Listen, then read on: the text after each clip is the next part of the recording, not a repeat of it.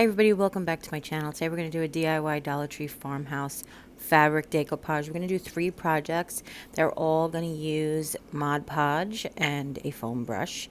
We're going to use one of the trays from the Dollar Tree, that's the small one, and one of the scarves, the black and white check, also black and white spray paint. But if you use a different fabric, obviously you go with the spray paint of your choice. I like to spray the back of this tray black. It does help with its transparency, which I really like. It'll keep the pink from coming through, let's put it that way. And then we're going to paint underneath where we're going to decoupage white, and that will also prevent the scarf from turning pink instead of just black and white. But if you, hey, want a pink and white scarf, go for it. If you want a pink and white tray, it's all you. So if you notice here, I like with the, this is the Dollar Tree, not Dollar Tree, this is not at all. It's the cheap spray paint from Walmart.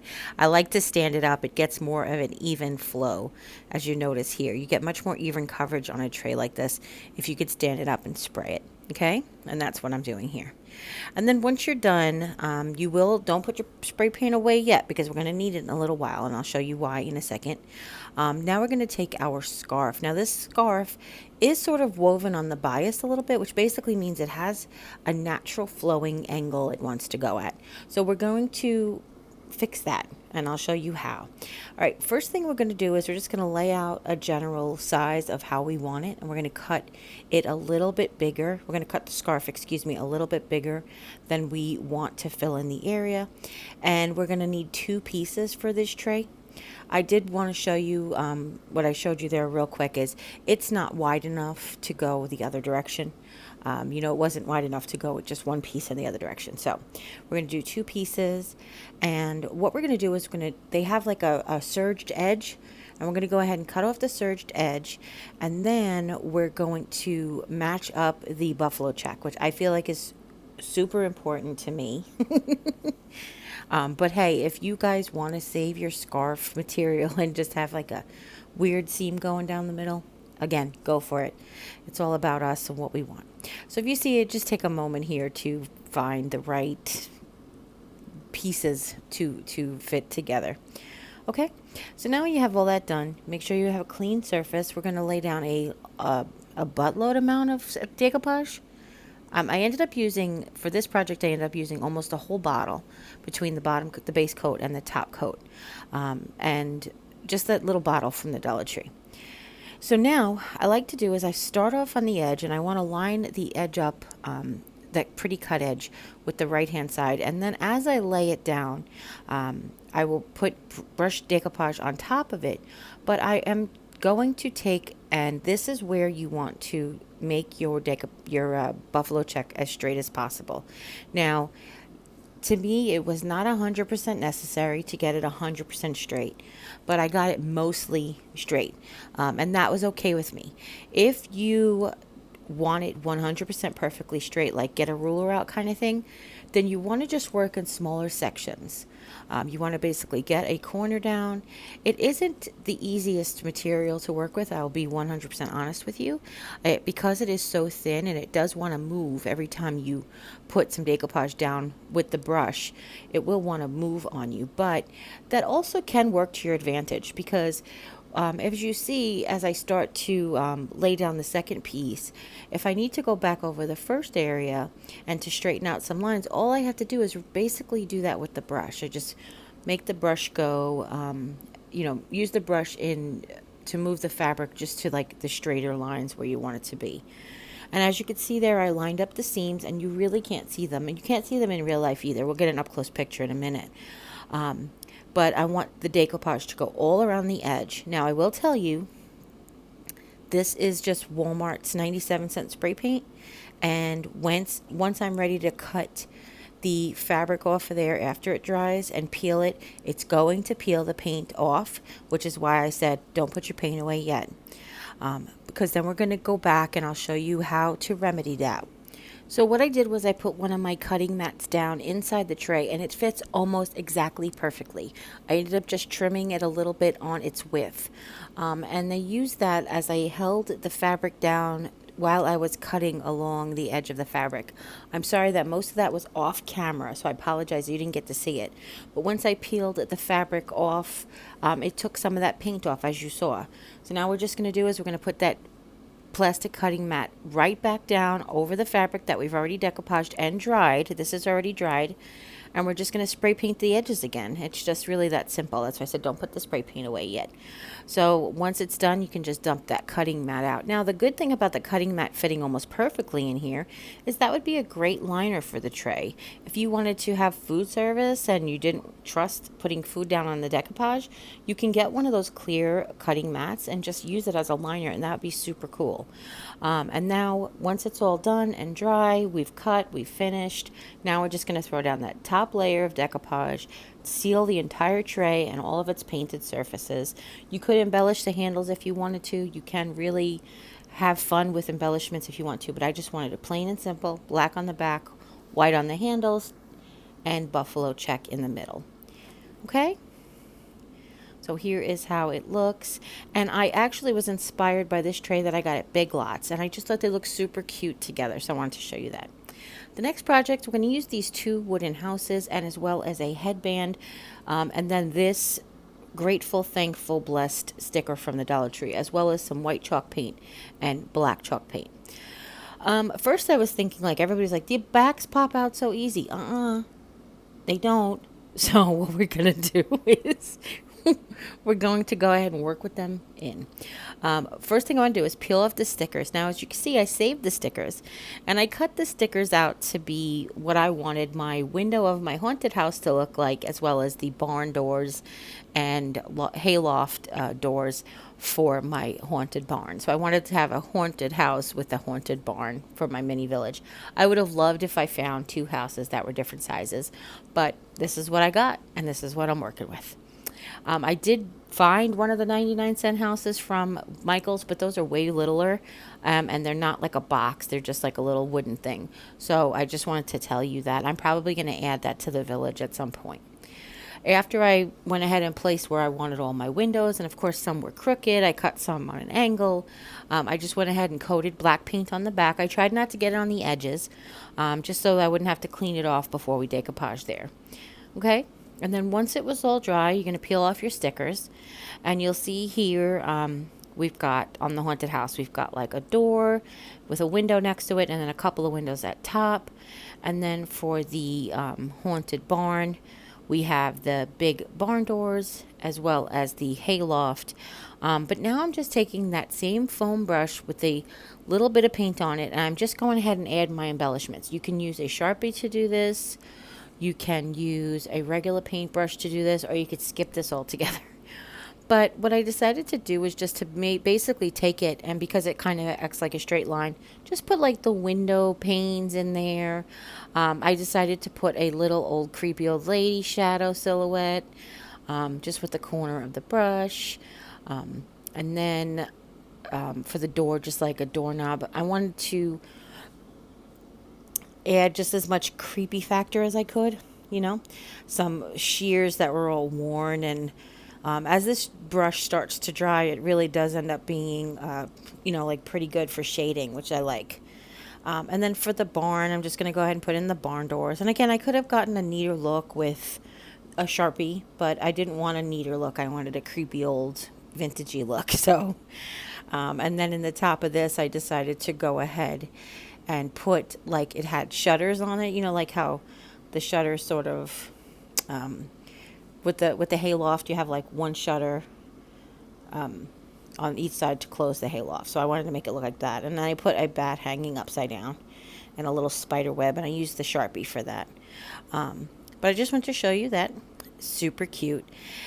And then for the other side, we're going to go ahead and just going to paint the inside white with white chalk paint. You can decide if you wanted to do just the back or if you wanted to do the inside sides.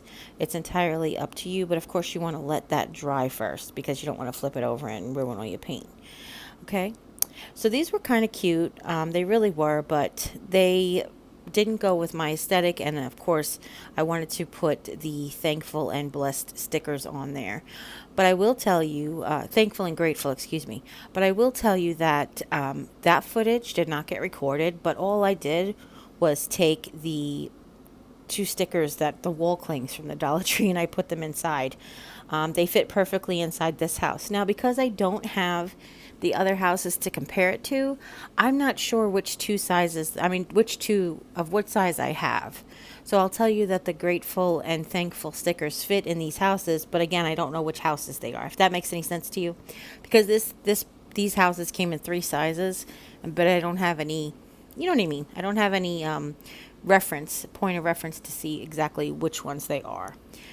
Anyway, so you're just going to put a nice coat of chalk paint down and let it dry. I just did one nice thick coat and I let it dry just a good long time.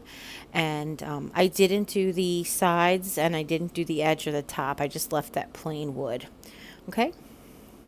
And of course I just poured the paint in there, and now that's what I'm doing is I'm getting all the excess paint out. It's fine. You don't have to do that. You can put it in a tray if you want to, but sometimes I get like a lazy crafter. I'm just saying. Oh, and by the way, this is just a Dollar Tree paintbrush. This was a set that I got from the Dollar Tree a while ago, and it's pretty much what I use for everything.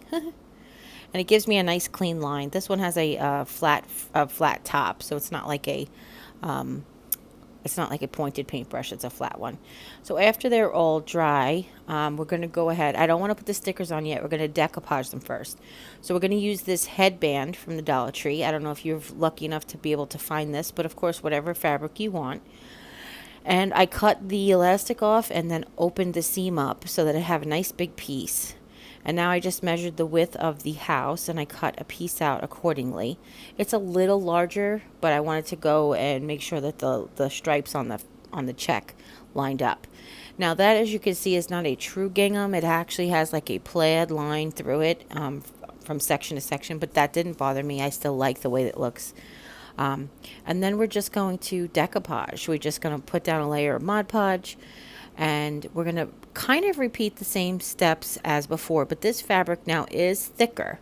So the trick to doing with a thicker fabric is just to saturate it more. You want to put a little bit more Mod Podge underneath it, and you want to put a little bit more on your brush when you put it on top. And once you saturate it, then it's much easier to be able to manipulate it and put it in place where you want it and have it actually stay in place. Now, this particular headband wasn't wide enough. Wasn't long enough to go from one end of the house all the way to the other. And again, I don't know which houses I have. So I went ahead and I put the seam at the peak of the roof. But I tried to line up and match up the buffalo check or plaid or gingham or whatever you want to call it.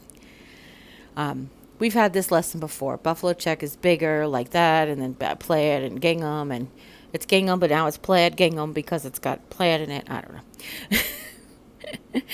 And then once it's all starting to dry, you don't have to wait till it's completely dry. Just go ahead and trim it. And I like to be able to, I'm a righty, so the blade that is closest to the material where I'm working, I like to put that on the bottom. So that really depends on how you hold the house, is what I was going to say. Because you could either cut it like, you know what I mean. I've told you guys about before, right? The blade of the scissor that's closer to the material, you want to make sure that's under, or whatever. But anyway, you want to just repeat it with the other house. I don't know why you guys love me, but I really appreciate it. And once you're done with both of these, another thing that, again, the whole footage got lost is I took one of the Dollar Tree's little white pumpkins with I took the clip off and everything, and I decided to glue it on the roof, but I took a picture of this. Well, no, you'll see it before. And then I put the white pumpkin on the roof, and then on the autumn side, I left it white, plain, and on the Halloween side, I gave it a scary jack-o'-lantern face. The other thing that I did, that's why it's going so slow here to show you, is I took one of the leaf vines and I cut it all up so I could spread those leaves out on the thankful and grateful inner pieces there. And then for the haunted houses, I'm telling you, they look really cute. So what I did was, that I didn't show you real quick, is I took a piece of sandpaper and I sanded the house up and down, and I sanded the barn left and right just to give it a little bit of texture. So for the next one, we're going to use this Dollar Tree head wrap, but we're actually going to take this plaque from the Dollar General. This was $3 at the Dollar General.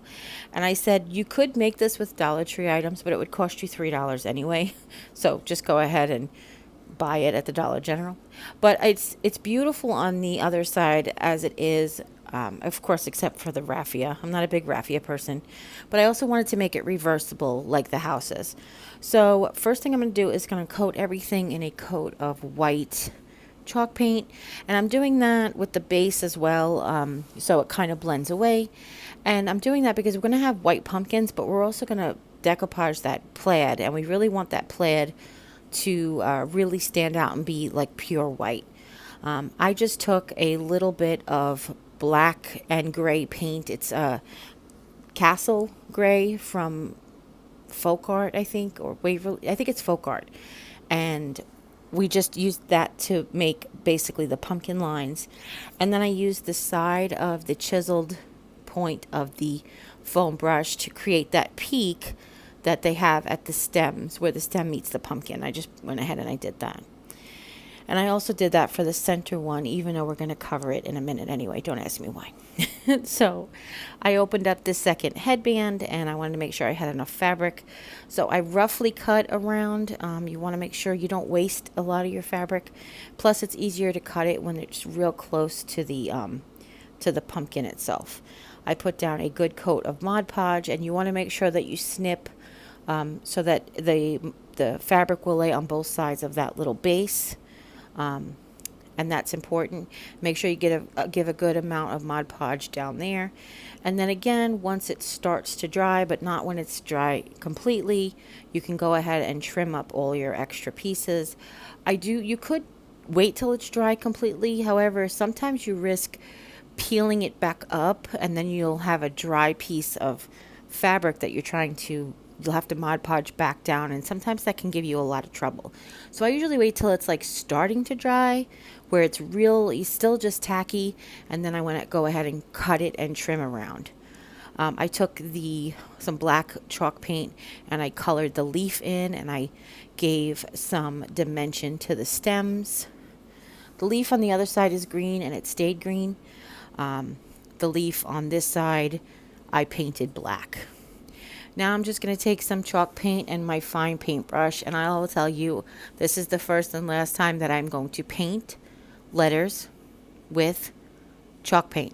It's so thick, it just doesn't really work as smoothly as just the acrylic craft paint. Next time I'm just going to get up and get the bottle. But I wanted this to feel like the trick or treat pumpkin topiary that we made last year. So I'm almost emulating it, almost, not exactly, but I want this size says trick or treat and has the plaid pumpkin in the middle. Now I'm taking the scrunchy part of the headband that had the elastic in it, and I'm pulling the elastic out. I'm hand pressing it. That was what that was. The heat of your hand, just use that to press it a little bit. And I'm cutting a few pieces to make a couple of bows. I'm cutting it in half, and then I'm going to make a tiny bow. Just a regular old tie your hand knot bow. And then I'm going to repeat that with the second piece. Of course, you want to adjust accordingly. And whatever little piece was left over I took a couple of pieces left over from that other piece that we used to make the pumpkin. And I just tied the plaid like a scarf around from the autumn side around to the Halloween side. And then I'm going to glue the ribbons on the autumn side so that they peek out on the Halloween side, if that makes any sense. And then I just took a small piece of paper. Actually, I took two because I messed up cutting this one, but live and learn, right? This is actually just the tag from the wooden pumpkins. So I just wrote the word "or" and I cut it out on a tag, and I basically glued it while the decoupage was actually still wet to the middle of the plaid pumpkin. And here's how they look all done on the autumn side. And then here is how they look on the Halloween side. And I really do love them. And that's all of these projects. Two are reversible and one is a cute tray to serve them on. I hope you guys really try some fabric decoupage. I hope any of these tips or tricks may have helped. If you have any questions at all, go ahead and leave them in the comments down below. Don't forget to share this video with friends and family, anybody who might be interested in learning how to do any of these techniques. And if you haven't yet, click subscribe, and when you do, a little bell will pop up. When you ring that bell, YouTube will let you know whenever I upload a new video. And as always, you take care, God bless, and we'll see you next time. Bye!